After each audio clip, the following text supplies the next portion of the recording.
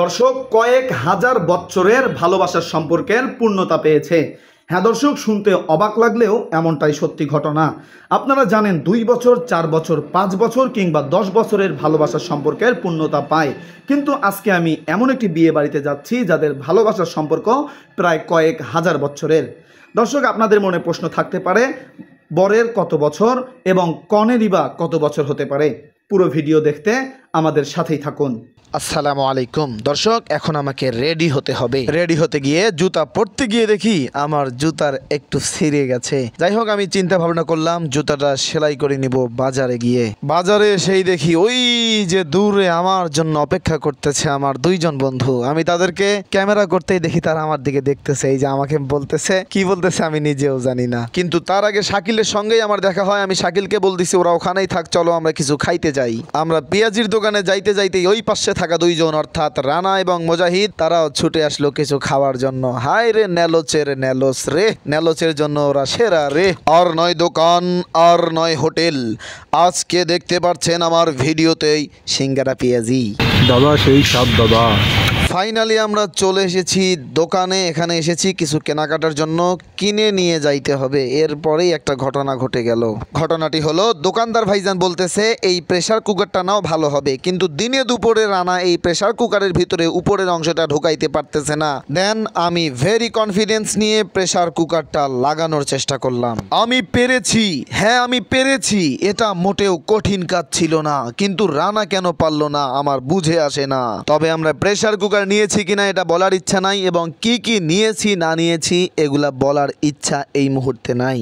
এইদিকে অসহায় ভাব নিয়ে মিসকিনের বেশে বুকে হাত দিয়ে দুঃখ প্রকাশ করছে, কিন্তু কি নিয়ে বলতে পারলে কমেন্ট করেন। যাই হোক, আমরা অবশেষে চলে যাচ্ছি সেই কাঙ্ক্ষিত বিয়ে বাড়িতে। কিন্তু এই বিয়ে বাড়িতে আমাদের দেওয়া উপহারগুলোর মধ্যে সবচেয়ে শ্রেষ্ঠ উপহার হলো সব সমস্যার সমাধান, পবিত্র আল কুরআন।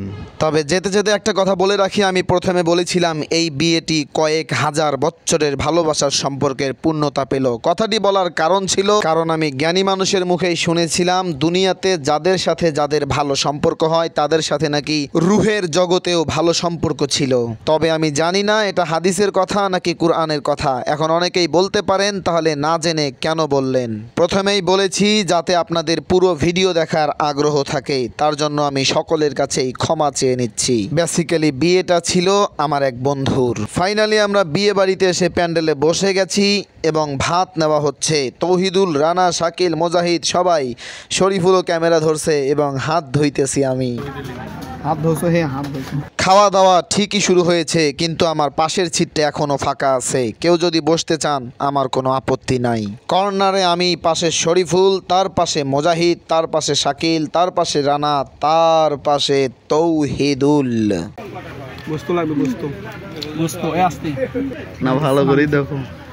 খাও খাও মুজাহিদ খাও। ঠিক আছে, সেই স্বাদ দাদা বাবু, সেই স্বাদ। বিয়েটা কার খাবার হচ্ছে? আলহামদুলিল্লাহ, অবশেষে আমাদের খাওয়া দাওয়া শেষ।